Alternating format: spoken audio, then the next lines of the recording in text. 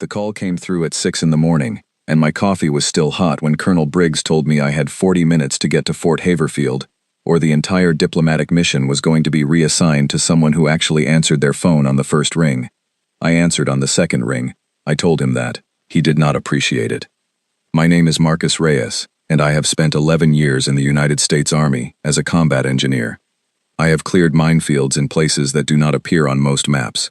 I have built bridges under fire, and taken apart buildings with nothing but determination and a very good team. I have done things that still wake me up at 3 in the morning, and I have done them without complaint, because that is the job. That has always been the job. You show up, you do the work, you come home if you are lucky, and then you go back and do it again. But nothing in those 11 years, not one single deployment or exercise or briefing or mission, prepared me for what happened when I pulled up to the landing pad at Fort Haverfield and watched a Vethari diplomatic shuttle come down out of the Texas sky like a chrome knife dropping through warm butter. The Vethari were not new to us. Humanity had made first contact with the Galactic Compact 14 months earlier, and in those 14 months we had gone from shock to disbelief to the particular kind of breathless adaptation that humans have always been quietly good at. The Vethari were the military caste of the Compact's most powerful founding species. They were tall, averaging around 7 feet, with lean muscular frames covered in pale blue-gray skin that looked almost like polished stone under direct light. They had 4 eyes arranged in a slight arc across a broad, flat face, and their hearing organs were 2 thin slits, just above where a human jaw would start. They did not smile. Not because they were unfriendly, but because the expression did not exist in their biology. Their faces at rest carried a focused stillness that humans tend to read as hostility, but which was simply how they looked when they were paying attention. And the Vethari were always paying attention. They were also, by the Compact's own records, responsible for ending 14 interplanetary conflicts and suppressing 3 full-scale galactic wars in the last 2 centuries alone. The Vethari warrior caste were the most feared soldiers in known space, not because they were the most numerous, not because their technology was the most advanced, because they were extraordinarily good at what they did, and what they did was assess situations with absolute accuracy, and then act on that assessment with total commitment. I was assigned to escort 6 of them for 4 days. The briefing document I had been given described my role as cultural liaison and integration facilitator, which was the government's polished way of saying that nobody else wanted the job, and I had made the mistake of speaking positively about the Compact in a meeting 3 weeks ago. My commanding officer, Colonel Briggs, had a long memory and a very efficient sense of humor. He had looked at me over his coffee mug after that meeting and said nothing at all, which I now understood had been him filing the information away for later use.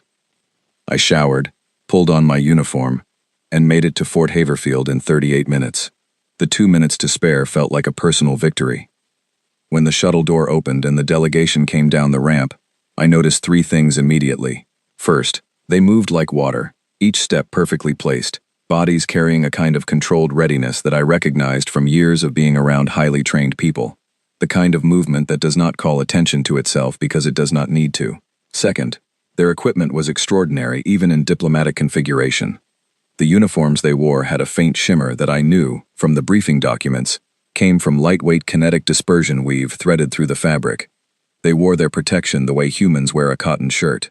Comfortable, automatic, unremarkable to them.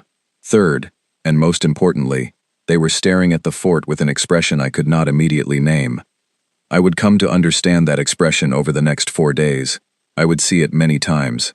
It was the expression of people who were looking at something that did not match any existing category in their experience, and were quietly, very carefully, trying to figure out which category to build. The leader of the delegation introduced himself through the translator unit, clipped to his collar. His name, rendered into English syllables, came out as something close to Commander Thress. He was the tallest of the group, which put him at roughly 7 feet 2 inches, and he had a scar running from the outer edge of his left eye, set down to his jaw, that had clearly come from something sharp and determined. The scar was old. Whatever had made it had not slowed him down. He stood very straight, and looked at me with the 4-eyed focus that I was going to have to get used to, and I had the clear and specific feeling of being read the way an experienced engineer reads a blueprint. Fast, thorough, nothing missed. "Liaison Reyes," he said, through the translator. The translator gave his voice a flat, precise quality, like a very competent person reading instructions aloud. "We are prepared to proceed to the designated accommodation facility." "Yes, sir," I said, and pointed at the vehicle I had driven to the pad. All 6 of them looked at it. The vehicle in question was a 2019 government-issue Ford Expedition. It was dark blue, slightly dusty from the drive-in, and had a small dent in the rear bumper from when Corporal Davies had backed it into a loading dock 6 months ago. Nobody had gotten around to fixing the dent because it was a minor dent, and nobody could agree on whose budget line it should come out of. The windshield had a small crack in the lower right corner from a rock on the interstate, also unrepaired, also the subject of ongoing bureaucratic disagreement.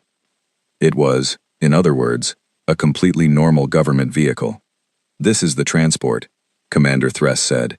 It arrived as a statement, but carried the weight of a question. "Yes, sir." There was a pause. The second-ranking member of the delegation, a female officer whose name translated roughly as Yalith, stepped slightly to the side and looked at the vehicle from a different angle. Then she said something to Thress in their own language that the translator did not catch, because she had angled her collar slightly away. Whatever she said, 2 of the other warriors made a quiet sound that I would later learn was the Vethari equivalent of a suppressed laugh. Not a mocking sound, more like the sound of people who have just been told something mildly improbable and are choosing to find it interesting rather than alarming. "It has no dampening field," Thress said. "No, sir. Standard internal combustion engine. It burns refined petroleum to generate forward motion. Very reliable." "It burns material," Yalith said slowly, as if testing whether the translation was accurate. "Yes, ma'am." Another pause. They looked at each other. Then, with the careful dignity of people who had not survived 14 interplanetary conflicts by backing down from novel situations, all 6 of them climbed into the Ford Expedition. The seatbelts took 4 minutes. I explained the buckle mechanism 3 times. By the 3rd explanation, Thress had his figured out and was quietly helping the others without being asked, which told me a great deal about who he was as a leader. The kind of officer who does not ask his people to figure out things alone that he has already figured out himself. I pulled out of Fort Haverfield and headed for the highway, and the diplomatic mission was officially underway. For the first 10 minutes, nobody said anything. I watched them in the rearview mirror as much as I could safely manage while driving, which was more than I should have been doing on a county road, but less than I wanted to.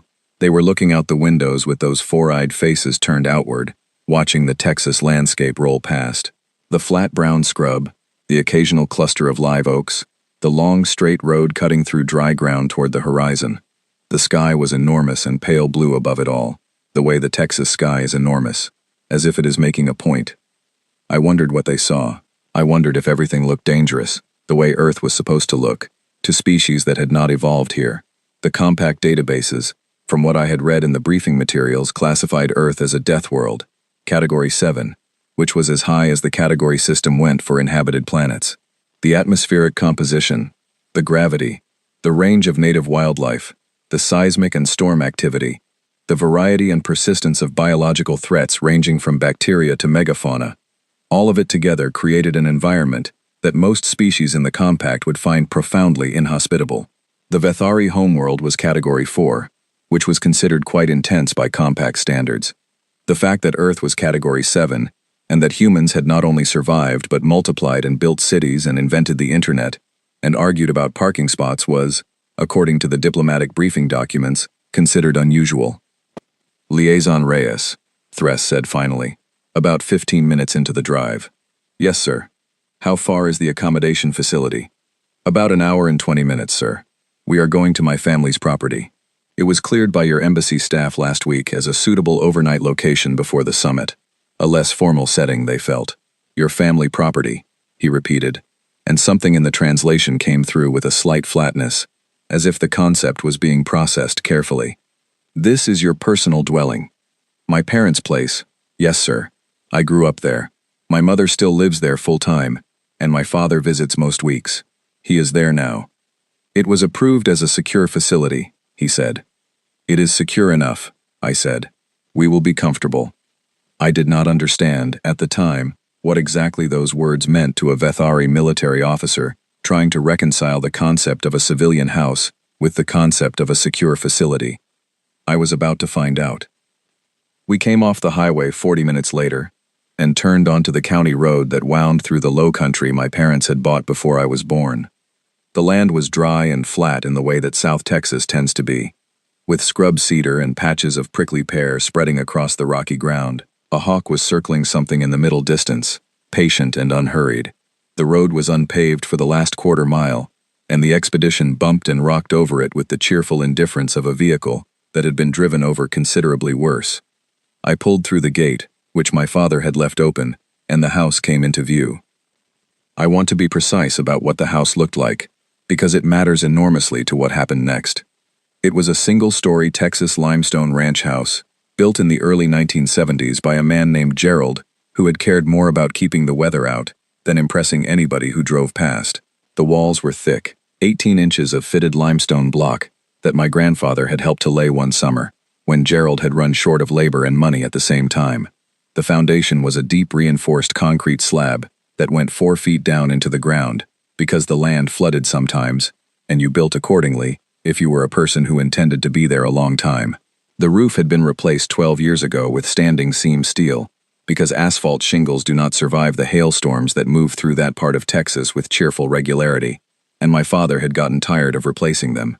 The windows were double pane because heat, and the front door was a solid steel core unit with one deadbolt, a second deadbolt lower on the frame, and a bar lock across the middle that my mother had installed after a coyote had figured out how to push the original door open one night in 2009 and gotten into the kitchen.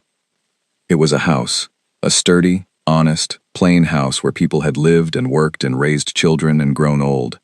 It had a front porch with 2 rocking chairs that my father had bought at an estate sale in 1998 and had been meaning to repaint for about 15 years. It had a garden along the south wall, where my mother grew things. It had a satellite dish on the east face of the roof, and a propane tank in a concrete cradle on the north side, and a rusted wind chime hanging from the porch eave that my youngest sister had made in high school, and that nobody had ever had the heart to take down, even though it had not worked properly in a decade. I parked in the gravel drive and turned off the engine. None of the Vethari moved. I looked in the rearview mirror. All 6 of them were looking at the house. Thress had his head slightly tilted, which I had already noticed he did when he was thinking hard about something. Yeleth had leaned forward and was studying the exterior walls with the focused attention of someone who is counting things. The other 4 warriors were very still, not the stillness of boredom, the stillness of concentration. "This is it," I said. "This is your family's dwelling," Thress said. His voice through the translator had a careful quality to it. "Yes, sir." He looked at the walls. "Limestone construction." "That is right. Local stone. Very common building material in this region." "The wall thickness," Yeleth said, almost to herself. "Liaison Reyes. What is the wall thickness?" "About 18 inches. That is just how they built here in those days. Keeps the house cool in summer." They looked at each other. Thress looked back at the house, and his 4 eyes moved in that slight independent tracking way that I had read about in the briefing documents, each pair focusing at a slightly different depth and angle, gathering layered information. "How many personnel are typically garrisoned in a structure of this type?" he asked. I blinked. "Garrisoned? How many individuals occupy this installation?" "It is a house," I said, very carefully. "My parents, 2 people." The silence that followed was one of the longest silences I have ever sat in, and I have sat in some significant silences in my life. Commander Thress had led raids on 7 star systems. He had faced down species that could regenerate lost limbs in under a minute. He had stood in the ruins of civilizations and made decisions under pressure that most people could not comprehend. And he had come out the other side still standing, and still sharp, and still in command of himself and his people. He was sitting in my parents' dusty driveway, looking at a Texas limestone ranch house, and he looked like he needed a moment to recalibrate something fundamental. I got out of the car, walked around, and opened the passenger doors. "Welcome to Texas," I said. The first thing Biscuit did was hit the screen door at full speed. The screen door won on the first impact. Barely. It bounced back. Biscuit hit it a second time. The latch gave way, because the latch always gave way, because Biscuit hit the door at the same full speed every single time, and had been doing so for 7 years, and the latch had long since accepted that this was simply its life. 70 pounds of golden retriever came through the doorway with his ears flat, and his tongue already going, and all 4 feet scrambling on the porch boards in that particular way that large dogs have when they are moving faster than their legs have fully agreed to. He came off the porch like he was being launched and hit me squarely in the chest, both front paws up, tail moving so fast it was a blur, attempting to lick my face with a thoroughness and enthusiasm that I found both touching and slightly excessive. Then he noticed the 6 tall blue-gray strangers standing by the car. He dropped off me. He turned. He went into the specific stillness that retrievers do when they have found something that requires their complete attention. Body low and forward, nose working rapidly, tail suspended at half-mast. Everything about him focused on this new and unprecedented information. 3 of the Vethari warriors took a step back. Not a panicked step, a measured step, the kind trained soldiers take when they have assessed a situation and decided that additional space is tactically sensible. Yalith's right hand went to her hip, found nothing where a weapon would normally live, and returned to her side in a single controlled motion. The discipline in that movement was extraordinary. Under any other circumstances, I would have noted it professionally and moved on. As it was, I was watching a highly trained alien military officer exercise remarkable self-control because my dog had looked at her. Commander Thress did not step back. He went very still, which I would learn was the specific stillness of a Vethari commander doing rapid threat assessment with no visible tells whatsoever. He was looking at Biscuit the way he had looked at the house, carefully, completely. Biscuit took one slow step forward, then another, nose still moving. His tail began again, cautiously at first, then with growing confidence as his nose told him things his eyes could not. He made a low sound, not aggression, the particular not growl of a dog who is deeply interested in something and has not yet decided what to do about it. It is assessing us, Thress said, very level. He is saying hello, I said. Biscuit, come here. Biscuit did not come here. He walked with great purpose directly to Commander Thress and pressed his nose firmly against the commander's hand. Thress looked down at him. Biscuit looked up at Thress. It was, I realized, the first time I had seen the commander look at anything with an expression that could be described as uncertain. What is the classification of this creature? He asked. Golden Retriever, I said. A domestic dog. A pet. He has been with the family since he was 8 weeks old and is currently 7 years old, and deeply convinced that everyone he meets has been waiting their whole life to pet him. A domestic animal, Yalith said. Correct. She looked at Biscuit. Biscuit looked at her with the brown-eyed patience of a creature who has an infinite amount of time for this particular game and knows how it ends. Then he walked over to her and pressed the top of his head against her hand in the way he did with everyone, because Biscuit did not consider this a request. He considered it a reminder. Yalith looked at her hand. She looked at Biscuit. She looked at me. It initiated physical contact, she said. He likes you, I said. He does that to everyone. It is not personal, except that it is entirely personal. He genuinely likes everyone.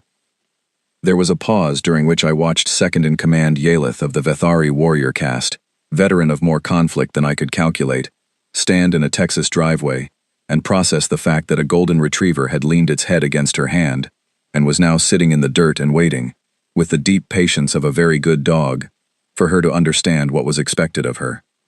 She reached down, slowly and deliberately, and touched the top of his head with 2 fingers. Biscuit's tail reached maximum operating speed. She straightened up and turned to Thress and said something in Vethari, her voice low and quick. Whatever it was, Thress responded with a question. She said something more. He looked back at Biscuit, who had turned his attention to the next nearest warrior and was beginning the same approach procedure. This animal, Thress said, to me. It lives inside the dwelling. Yes, sir. He sleeps in my daughter's room when she visits. He has a bed in the kitchen as well, but he prefers the couch. Another pause. Longer this time. Inside, he said again. The single word arrived with a weight that suggested it was doing a lot of work. Yes, sir. He looked at the other 5 warriors. Something passed between them in the way of people who know each other well enough to communicate without speaking. Then he straightened, clasped his hands behind his back with the posture of command, and walked toward the front door. I found out 3 days later, from a compact cultural attaché, who had a bureaucratic obligation to transparency and an evident appreciation for the strange, that a standard Vethari threat assessment protocol required mandatory reclassification of any dwelling found to contain a voluntary apex-capable predator animal in a cohabitation arrangement. The protocol threshold was based on body mass relative to average occupant mass, predator instinct rating, and demonstrated territorial behavior. Biscuit, at 70 pounds, with his charging through the screen door entrance velocity and his immediate advancement towards 6 unknown beings, had cleared the lower threshold of what the Vethari protocol database categorized as an integrated biosecurity measure. He had been in the family's database for less than 4 minutes. I am enormously proud of him for that. My mother was in the kitchen when we came through the front door. She was standing at the counter with a jar of jalapenos in one hand and a pair of canning tongs in the other, wearing a yellow apron that said something cheerful across the front, and had a small burn mark near the pocket from a cooking incident several years ago that she had never fully explained. She was in the middle of a canning operation that had clearly been going on for some time, based on the number of jars lined up on the counter and the particular focused expression of a person who is in the productive part of a project. She turned when she heard the door, saw me, saw the 6-7-foot pale blue beings filing through her living room, and said, "Oh good, you are all here. Marcus, did everyone find the place all right? I was starting to think the gate was stuck." Her name is Carol Reyes. She raised me and my 2 sisters in this house. She drove a cattle truck in her 20s. She once chased a bobcat off the back porch with a broom at 2 in the morning and went back to bed and was asleep in 10 minutes. She had worked as a substitute teacher, a tax preparer, and a part-time veterinary assistant at various points across 40 years of busy life, and she had never once, in any of it, lost her composure for more than the time it took her to identify what needed to be done next. "Mom," I said, "this is the Vethari delegation. Commander Thress. This is my mother, Carol Reyes." "Very glad to meet you," my mother said, with the warmth of a woman who meant it. "I have been looking forward to it. I hope the drive was not too bad. Come and sit, I will get drinks out. Marcus, tell them to make themselves at home. There is plenty of room." Commander Thress looked at her. He looked at the jars lined up on the counter, 12 of them, lids set out beside them with the organized logic of a production process. He looked at the gas stove behind her where a blue flame was burning under a large pot that smelled wonderful, and at the steam coming steadily from the pot, and at the window above the sink where the afternoon light came through, and lit the whole kitchen in that warm way that kitchens get lit in the late afternoon. He looked at the knife block beside the stove, 8 knives in it of different sizes and purposes, and the kitchen shears hanging from a hook on the wall above it, and a meat tenderizer sitting on the corner of the counter, with the unconcerned air of a tool that had been set down briefly and had simply not been picked up again. He looked at the calendar on the refrigerator, and the small ceramic rooster on the windowsill, and the row of potted herbs on the sill beside it. Then he looked at my mother, who was looking at him with friendly expectation. "Carol Reyes," he said, through the translator, giving the name the careful pronunciation of someone making sure they have it exactly right. "You are the primary occupant of this installation. This is my home." "Yes," she said. 40 years come November. "You live here alone?" "My husband visits most weeks. He is in the garage right now." "Earl," she called, not very loudly, in the direction of the back door. "Marcus is here with his people." My father's voice came from somewhere beyond the back wall, muffled by distance and one solid wall. "Be right in, just finishing up." My mother turned back to her jalapenos and resumed placing them into a jar with the methodical contentment of someone who genuinely enjoys this work. She was humming something faintly, not performing contentment, actually feeling it. I watched Yelith take a slow and thorough inventory of the kitchen. Later she would ask me to explain the open flame stove, not in a hostile way, in the genuinely puzzled way of someone who wants to understand a choice. She said her people cooked food also. She understood the application of heat to organic matter. What she did not understand was the uncontained nature of the flame. Why, she asked, was the fire not enclosed behind a barrier? I explained about heat distribution and temperature control, and the difference between radiant heat and convective heat, and how most of our best cooking methods had been developed over thousands of years by people who were very serious about food. She listened to all of this carefully. Then she asked if we had ever considered containing the flame behind a transparent barrier that would allow heat transmission while reducing the open fire risk. I told her about glass-top stoves. She found this interesting but continued to look at the open flame burners with the expression of someone who has accepted a thing without quite understanding it. The knife block came up later, and I will get to that. What mattered in those first minutes was the way the 6 Vethari moved through the house. Courteous, quiet, careful. They touched nothing without asking. They asked before they sat, and stood when they were uncertain whether sitting was appropriate. They were exactly as disciplined and precise as the briefing documents had described. But they watched everything. Thress would look at a wall, and his gaze would track from corner to corner with the slow thoroughness of a structural inspection. Yalith moved from window to window in the living room, not standing in front of each one for long, just pausing long enough to note the latch mechanism and the glass thickness and the window frame. One of the other warriors, a younger male whose name translated to something close to Solon, crouched down in the hallway near the back of the house and looked at the floor. Just the floor, the hardwood planks, the way they were fitted and finished, the baseboard joint. "What are you looking for?" I asked him.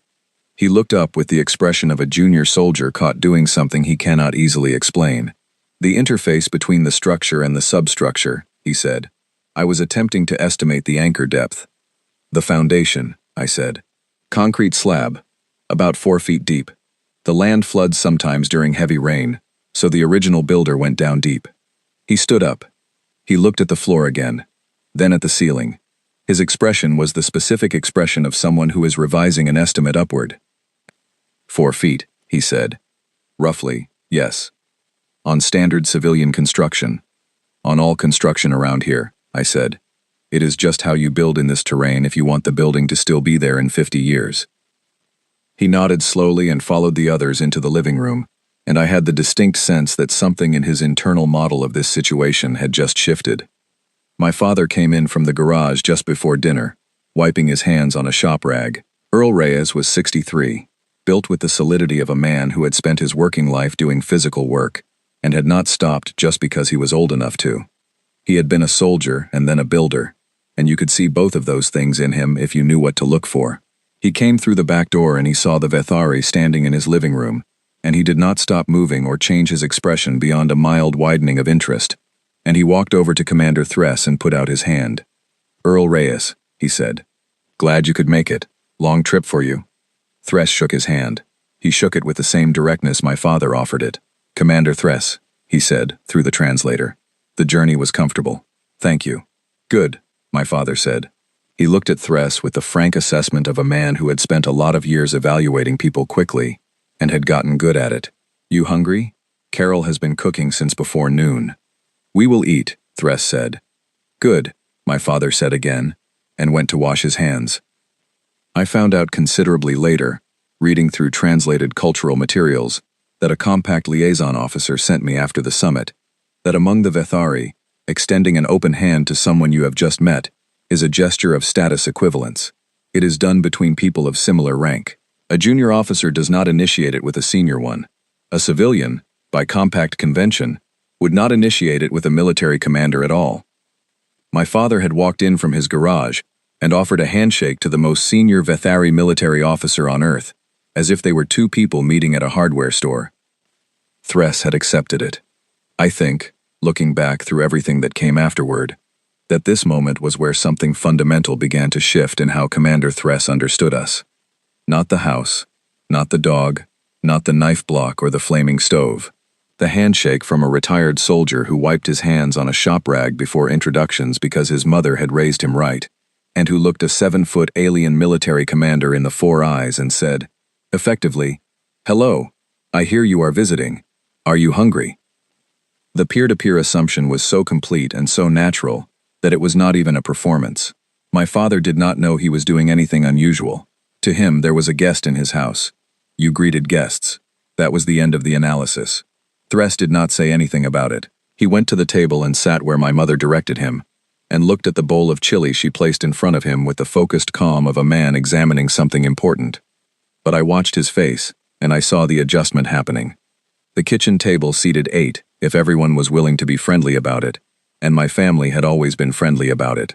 We crowded in around the oval wooden table that had been in that kitchen since before I was born, my parents at each end, me along one side, and the 6 Vethari arranged across both sides with the careful precision of people who have assessed the seating geometry and chosen positions accordingly. Thress sat directly across from my father, which I suspected was not an accident. My mother had set out water and iced tea, because that was what she set out at every meal without thinking about it. The Vethari looked at the iced tea with curiosity. Thress picked up his glass, held it, observed the condensation forming on the outside, smelled the contents carefully, and set it back down. He picked up the water instead. The others followed his lead. The chili went around. My mother had made it the way she always made it, which is to say she had cooked it since morning, and it was deep and rich and smoky, and exactly as spicy as she thought it should be, which was considerably spicier than most people thought was reasonable. She had also, in the final 20 minutes, added the contents of a small jar from the back of her cabinet. The jar had no label. I had never asked what was in it. The results spoke for themselves, or rather the results spoke loudly, and in several directions at once. The smell off that pot was extraordinary. The kind of smell that means someone has been doing something right for a very long time. I watched Thress look at his bowl. He had a small device at his collar that I knew from the briefing was a basic environmental scanner. It checked air quality, chemical composition of nearby materials, presence of biological agents. He glanced at its readout. Whatever it told him, he picked up his spoon. The Vethari, according to the diplomatic health documentation, had a flexible digestive biology. They could eat a range of foods that many compact species could not manage. Chili had been cleared as safe for consumption. The health team had done their due diligence. What they had not fully accounted for was what my mother specifically did with chili. Thress took one bite. He was still for a moment in the way he was still when processing something unexpected. He swallowed. He reached for his water and drank from it in a single controlled motion. He set the glass down. He looked at my mother. "This is a standard preparation of this food," he said. "Family recipe," she said, pleased. "I have made it this way since before Marcus was born. Do you like it?" He looked at the bowl. He looked at her. "It contains a significant chemical irritant compound," he said. "The jalapenos," she said. "And a few other things. You get used to it quickly. Marcus, eat your food." I ate. I had eaten this chili my entire life. The heat did not register for me anymore. I could not tell you whether this represented physiological adaptation, psychological resignation, or straightforward nerve damage, and I had genuinely stopped caring which it was. Yelith was sitting to my left. She had taken 2 measured bites, each one careful and deliberate, and was now sitting very straight with her temperature-sensing nostrils flared slightly. She reached for her water. "The compound," she said to me quietly. "It creates this sensation deliberately." "Yes," I said. "People enjoy the warmth. It is part of the flavor experience. You eat it for enjoyment. Many people do, yes. It is very popular." She looked at her bowl for a moment. Then she took another bite. A full bite, not a small one. The deliberate bite of someone who has decided that this bowl of chili is not going to win. I have a profound respect for that kind of stubbornness. I always have. Solon, across the table, had started talking with my father about the property. Not about anything that had come up in a briefing or an agenda. The way people talk when they are actually curious about something. My father was explaining the dry creek in the back acreage, how it ran hard for a day or two after real rain and was bone dry the rest of the year, and how you had to know where the crossing points were, or you could lose a truck tire in the mud at the wrong season. Solon was asking questions. Small, precise questions. What kind of substrate in the creek bed? How deep the mud got? Whether the water table showed above ground anywhere else on the property. My father answered all of it with the patience of a man who likes talking about his land and has never been asked these particular questions before, and finds them interesting. I was watching this across the table and I knew, on some level, what I was watching, but it was such a pleasant dinner, and Solon was so genuinely engaged, and my father was so cheerfully informative, that I could not make myself interrupt it.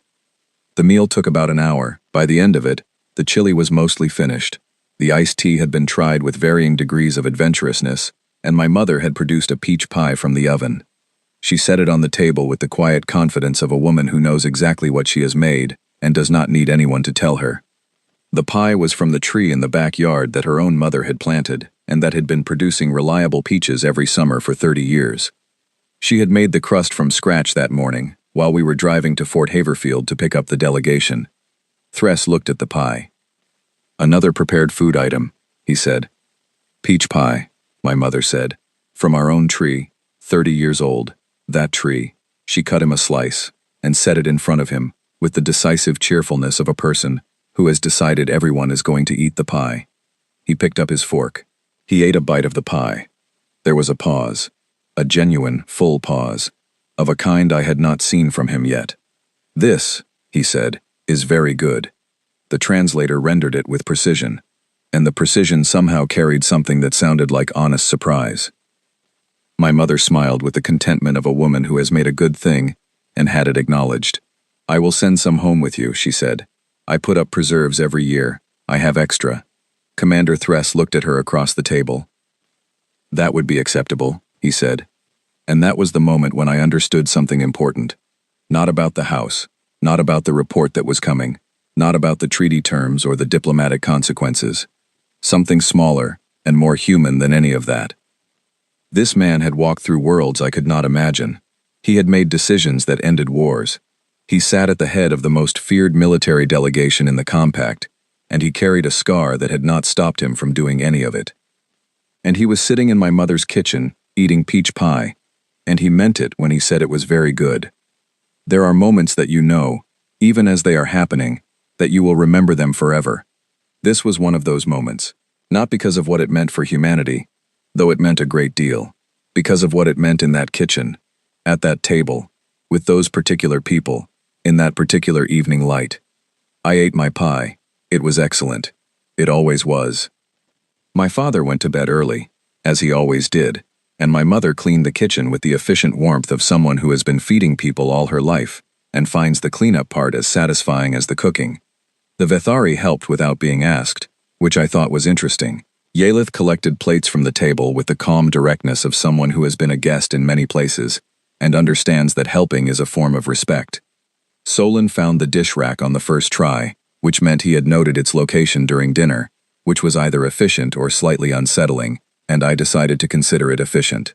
Thress, who I sensed might have found the actual washing of dishes to be in tension with his dignity, held the cabinet doors open while my mother put things away, because he had observed that the high shelves required her to reach up and he was tall enough to make that unnecessary. She thanked him the same way she would have thanked anyone, warmly, briefly, and then moved on to the next task. I showed the delegation to their rooms. The house had 3 bedrooms and my father had set up camp cots from the garage to supplement, so everyone had a place. It was not luxury. It was a house, being used as a house, which is all it had ever needed to be.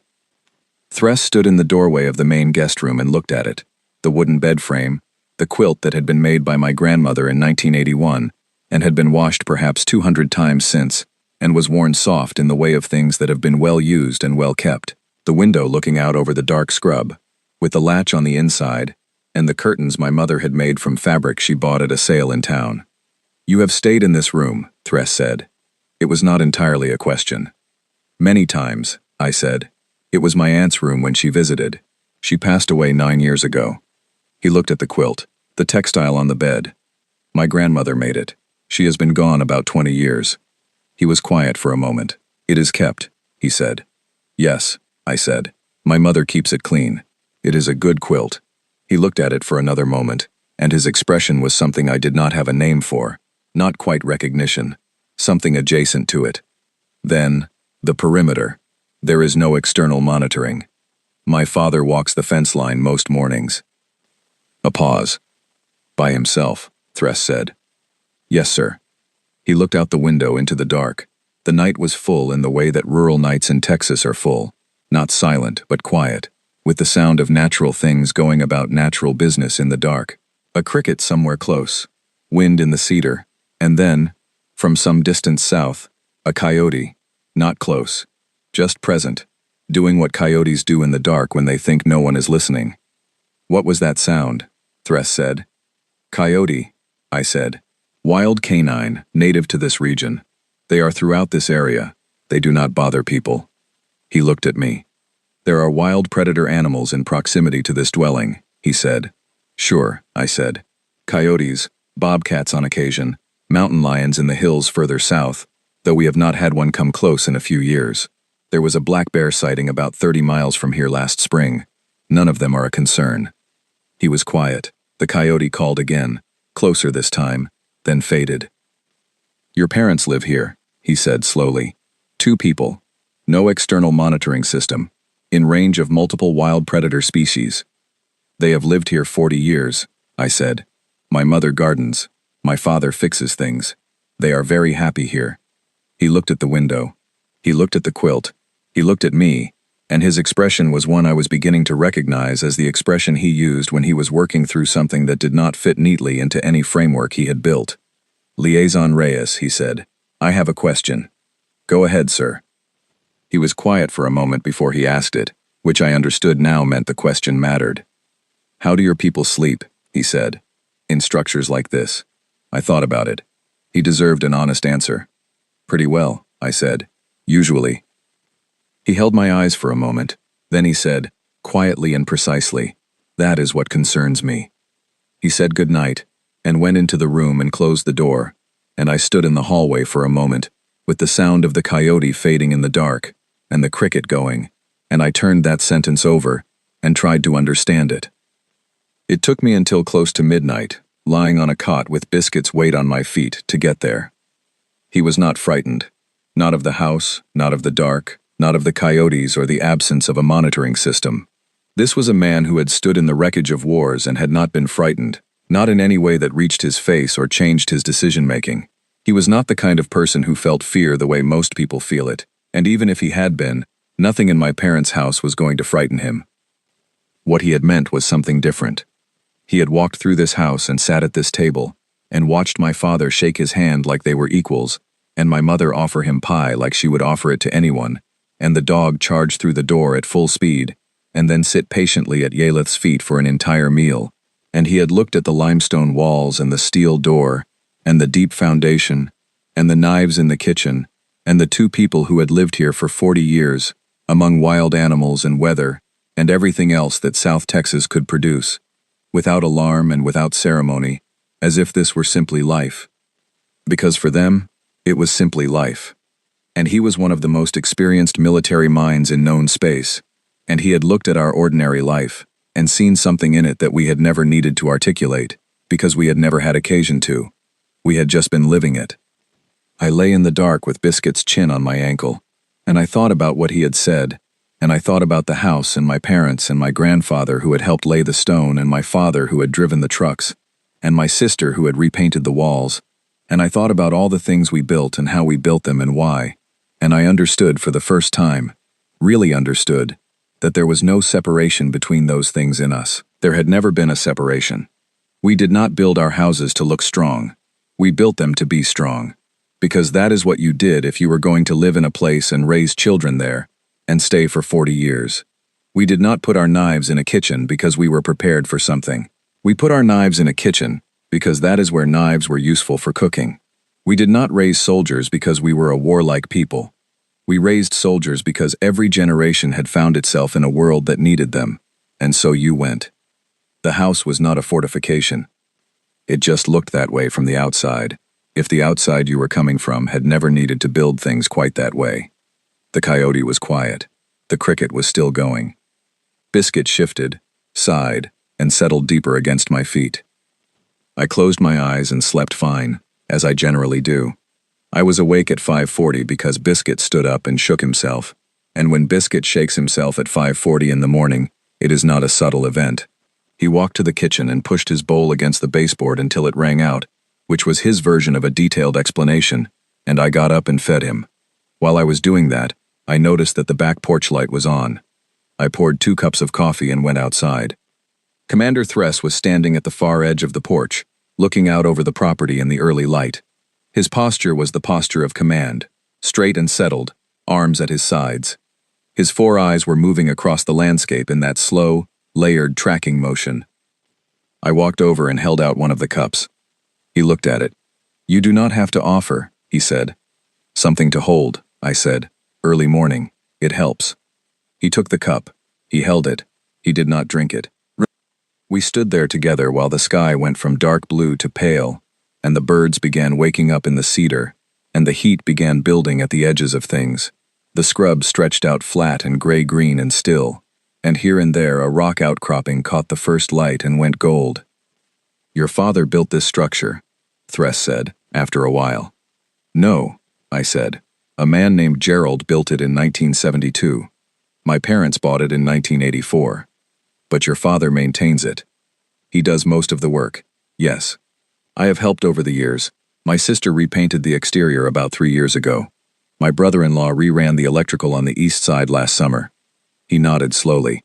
Then, your family is not unusual by your species standards. No, sir. Very ordinary family.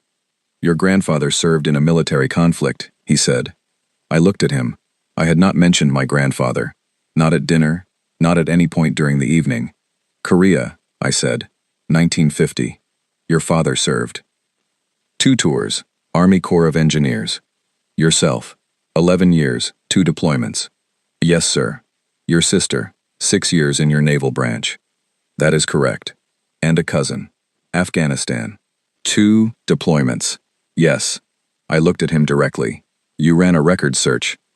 Yalith submitted a background inquiry to the Compact's Diplomatic Intelligence Division after we arrived, he said. The information was available in your public record systems. We accessed nothing that was not already open. Public records, I said. Yes. I thought about that for a moment. What are you taking from it? He turned to look at the house. He looked at it with the full attention he brought to everything, the limestone in the early light, the steel roof, the deep-set windows, the garden along the south wall starting to become visible as the light grew.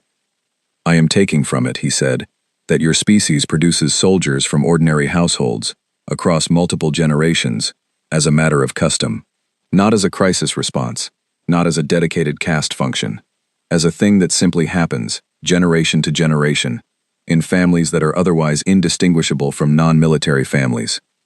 I said nothing to that. I am also taking from it, he continued, that the physical dwelling of such a family is constructed to the same standard as the dwelling of a family with no military history. The construction does not reflect the occupants, it reflects the environment.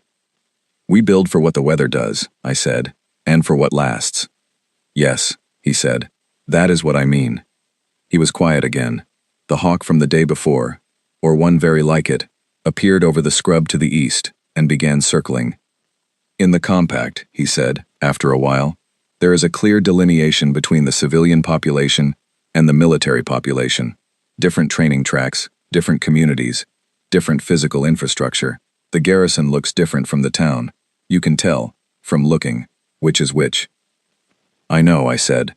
I read the briefing materials. Your garrison, he said, does not look different from the town. I looked at my parents' house in the morning light. No, I said. I suppose it does not. This is not a failure of your military to build sufficient facilities, he said. I want to be precise. I mean that the house of your retired parents in a rural area of your country, built by a private citizen in 1972, meets the structural threshold for a defensive installation by compact classification standards.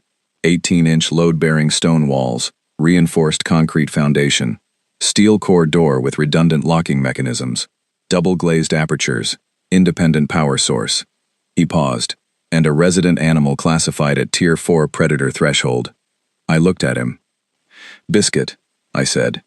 Yes. I did not say anything for a moment. Then, Gerald built it because stone was cheap and local and lasts. My mother added the bar lock because a coyote opened the door one night. My father put the propane tank in concrete because it was safer. The double windows are because of the heat. All of it has a practical reason. Yes, Thress said. That is the point. Every element has a practical reason.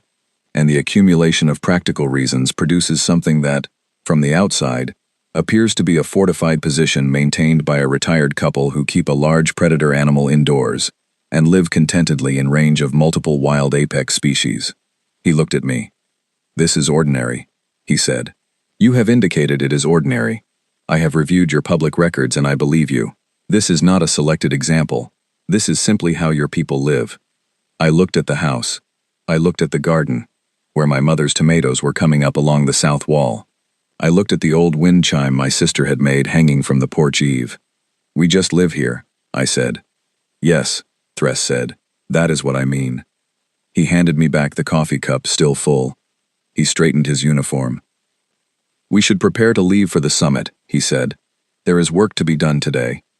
He went back inside, and I stood on the porch for another moment with 2 cups of coffee, watching the hawk drift south, thinking about the gap between how we see ourselves and how we look from somewhere else in the universe. Then I went in, and my mother made eggs, and we ate breakfast at the crowded table, and Biscuit sat at Yalith's feet the entire meal, with his chin on her boot, and she let him, and nobody mentioned any of the things we had said on the porch. But as we loaded the car, I noticed Thress look back at the house one final time. Not a long look, brief and complete and very quiet. The look of a man who is filing something away in a place where it will not be lost. We drove to the summit, and the morning opened up wide and bright ahead of us, and whatever had been figured out in the night had settled somewhere in all of us, and the drive back was not like the drive in. Something had changed. I could feel it in the car, in the silence that was different from the first silence, in the way Thress sat and looked at the road ahead with an expression that had shifted slightly from the expression he had worn coming in. I did not know what it meant yet for the days ahead. I was about to find out. The summit ran for 2 full days in the main conference facility at Fort Haverfield, and I will be honest and say that treaty language at this level was not my area of deep expertise. I had been briefed on the framework, and I understood the general shape of what was being negotiated, which was a set of mutual recognition agreements and cooperative protocols that would define the relationship between humanity and the compact going forward for a significant period. The details were handled by people who had trained for years in precisely this discipline. My job was to keep things running smoothly and answer cultural questions and make sure nobody accidentally caused offense through misunderstanding. I was good at that job. I paid attention to people. I noticed things. What I noticed over those 2 days, Thress was completely focused, precise, and very good at what he did. He said what he meant, asked for what he wanted, was clear about what was not acceptable, and listened genuinely when the other side explained their position. The sessions moved forward because he moved them forward, and the human negotiating team matched him, and the back and forth had the quality of 2 groups of serious people who have decided to get somewhere. But in the margins, in the breaks and the meals and the corridors between sessions, I kept noticing things. Yalith, during a morning break on the first day, in conversation with one of our civilian agricultural liaison staff, not about the treaty, about building construction, how Americans decided where to build a house, what the standards were, what the inspection process looked like, what happened when structures were damaged by weather. The liaison staff person answered thoroughly, as she answered everything, and Yalith listened with the same focused attention she had given to my parents' windows. I watched this from across the room, and I did not interrupt it. Solon, at lunch on the first day, had found his way to a conversation with a facilities engineer from the base about water tables in limestone terrain and how underground aquifers affected foundation choices. This conversation went considerably longer than the meal. Solon asked questions that were more specific than the engineer had expected and seemed genuinely interested in the answers. The engineer, who was the kind of person who is always pleased when someone is genuinely interested in foundations, expanded enthusiastically. My father had started that chain. At the dinner table, answering questions about the back paddock, he had provided a detailed terrain analysis of approximately 40 acres of South Texas land to a Vethari military intelligence officer who was listening to it as landscape assessment over peach pie. My father did not know this. He just liked talking about his land. On the morning of the second day, Thress asked our chief negotiator, directly and without preamble, what percentage of the human population had served in some military capacity. The question landed in a slight pause in the discussion, like a stone in still water. The negotiator, who was a steady and experienced woman named Dr. Patricia Glover, answered it without visible surprise. She gave the current veteran population figure, the historical service rates, and the reserve and auxiliary figures, all from memory, because she was that kind of person. Thress did not write anything down. He never wrote anything down. He nodded once and returned to the agenda item they had been on. The second afternoon session ended earlier than planned, which had not been the case in any of the previous planning documents. I was in the corridor when Dr. Glover came out, and she had an expression on her face that I recognized as controlled satisfaction, which was as close to open emotion as she ever got. "How did it go?" I asked. "Well," she said, and then after a moment, "better than the framework suggested." She did not say more than that, because she was not a person who said more than was necessary, but I watched her walk down the corridor with the particular energy of someone who has just come out of a room where something went better than expected, and I filed it away. That evening, After the delegation had retired, I was sitting in the debrief lounge writing my own report when the compact cultural attaché, a small, efficient being named Prayton, appeared at my elbow. She had an air of a person who has been waiting for the right moment and has identified it. "Liaison Reyes," she said, "if you have a few minutes." I followed her to a side room that was being used as a quiet workspace. She set a tablet on the table in front of me. On the screen was a document in compact diplomatic format, already translated into English, with several sections rendered in gray to indicate redaction. Commander Thress submitted a mandatory threat reassessment report following the pre-summit site visit to your family's residential property, she said. It is protocol for field officers to submit such reports when a site visit produces information that materially affects existing intelligence classifications. I am sharing a translated summary with you as a matter of diplomatic transparency, because the conclusions of the report have direct implications for how the compact will engage with your species, and your diplomatic team should understand the basis for certain adjustments that were made to the compact's negotiating position in this summit. I looked at the document. I read it. Then I read it again. The top portion was redacted. Several paragraphs in the middle were redacted. A section in the third quarter was redacted. What remained was organized around the standard compact military assessment structure, with headers and numbered rating categories, most of which I did not have context to interpret. But the conclusion section was intact.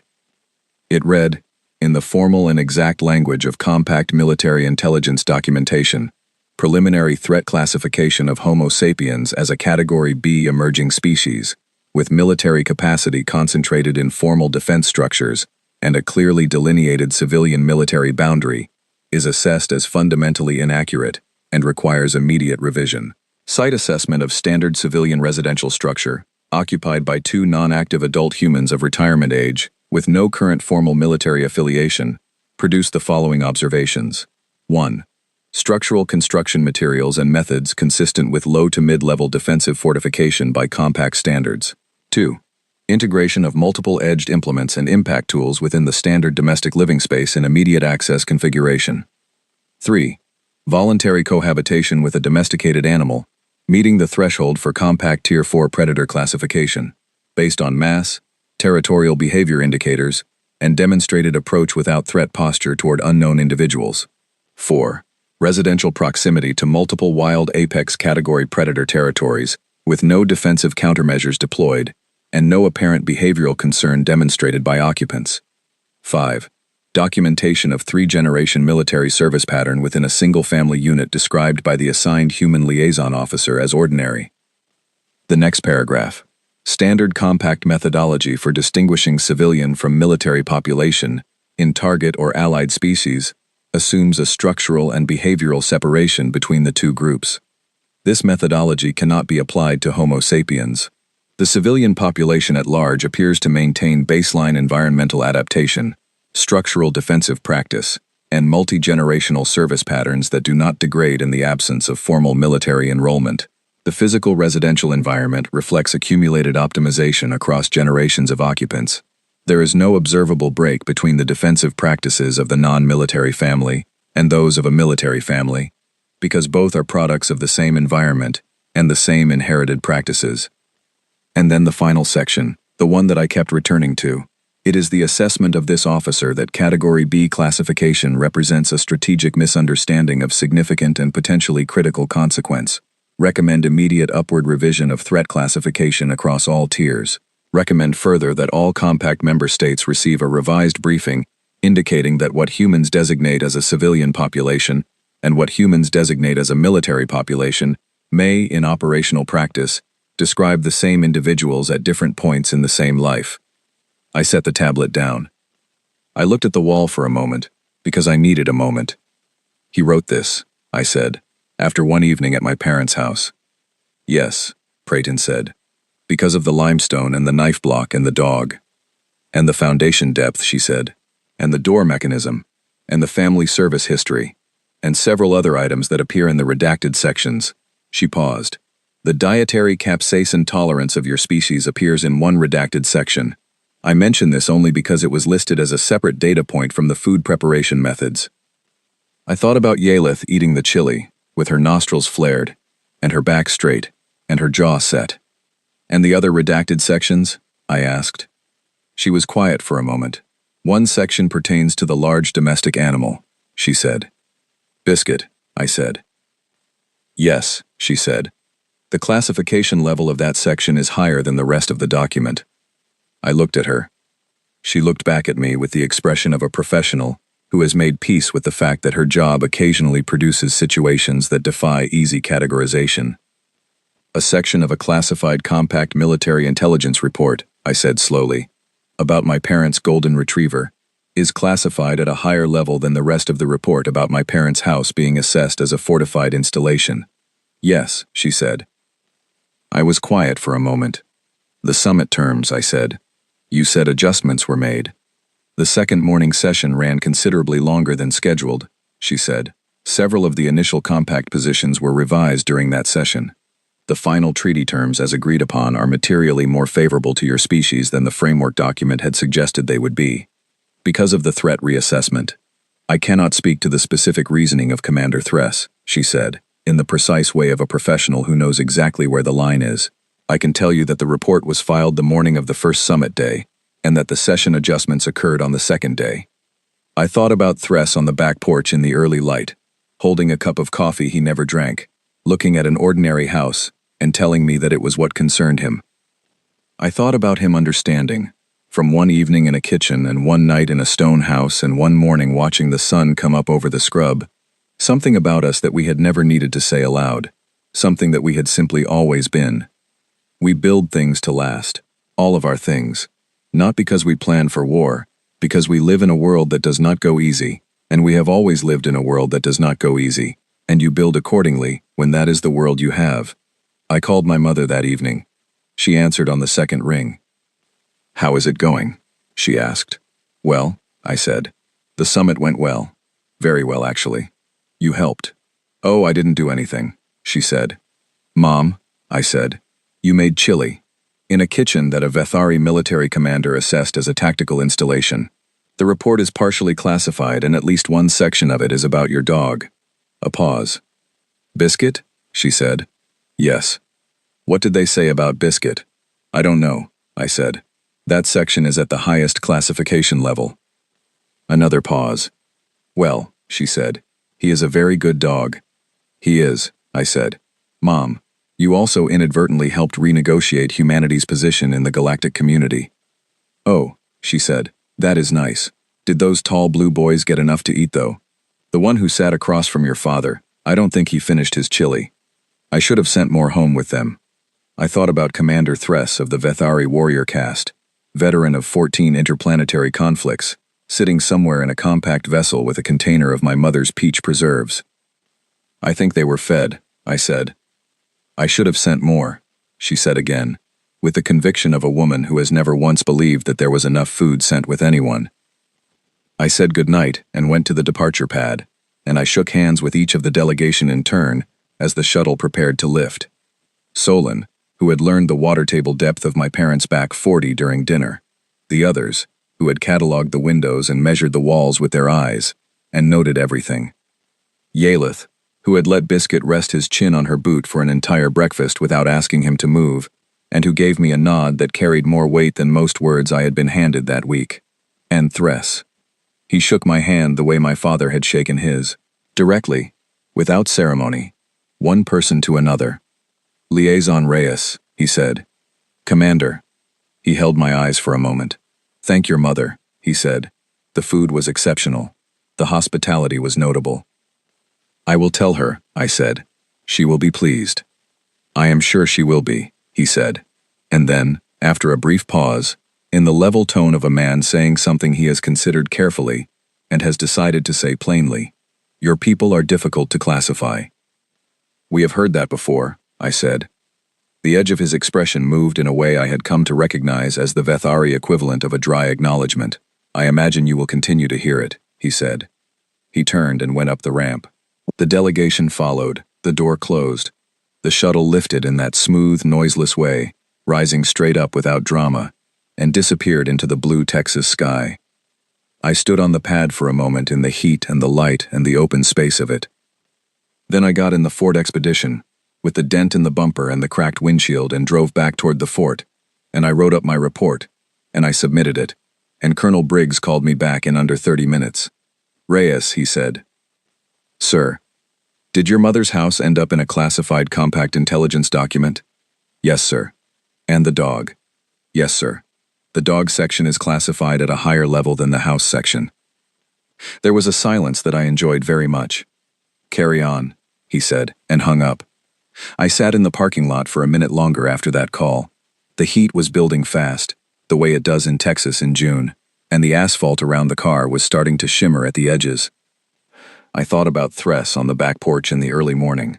I thought about what he had said about us, that we could not be classified using standard methodology, because the civilian population and the military population were the same population at different points in the same life, that our houses and our fortifications were not separate things, because they never had been, that we built for what the world could do to us, and in doing so had produced something that looked from the outside like intentional defense, when from the inside it was just Tuesday. I have been a soldier for 11 years. I have spent those years learning how to assess things, how to read a situation, how to understand structure and intention and threat and safety. I was trained for it, and I was good at it, and I had thought I understood myself and my people fairly well as a result. What Commander Thress had given me, from one evening at my parents' kitchen table, and one morning on a back porch watching the sun come up, was a view of us from far enough outside to see the whole shape of it. We are a species that evolved on the most punishing habitable planet in known space.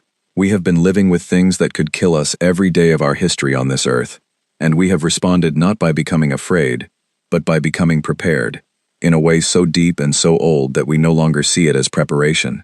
It is just how we live.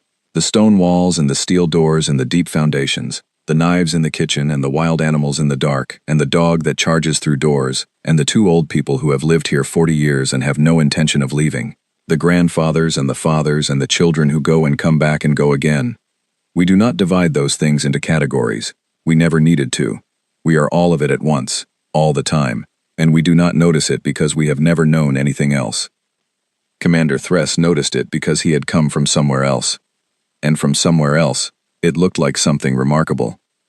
I started the car. I drove back to the fort. I filed my paperwork and went home to my apartment and called my daughter, who was 7, and was staying with her grandparents that week, and she told me about the peaches she had picked from the tree in the backyard that afternoon, and about Biscuit sleeping on the new patch of sun that came through the kitchen window in the mornings. I told her I would be home in 2 days. She said okay.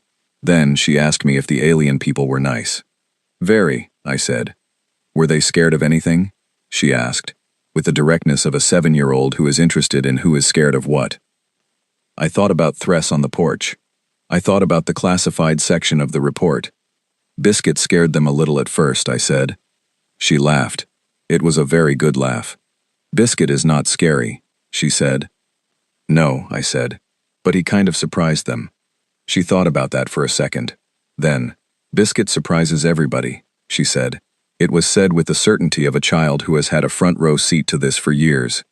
"He really does," I said. I said goodnight and hung up, and the apartment was quiet and warm, and I made myself a cup of coffee and sat with it, and did not think about any of the large and significant things for a while. I just sat with the coffee in the quiet, and let the day settle. The report is in a file now. My copy, courtesy of Prayton's diplomatic transparency obligation. I have read it several times. The classified sections remain gray. I do not know and will likely never know exactly what the Biscuit section says, or what precise language they used for the knife block in the part that was redacted for brevity. But I think about what the unredacted section said, and I think about Thress looking back at the house as we drove away, and I think about my father and his handshake and my mother and her pie, and I think about Biscuit who does not know that he is in a classified document, and who would not care if he did because he is a golden retriever, and his concerns are simple and sincere, and entirely focused on the present moment. He got a new bed last spring.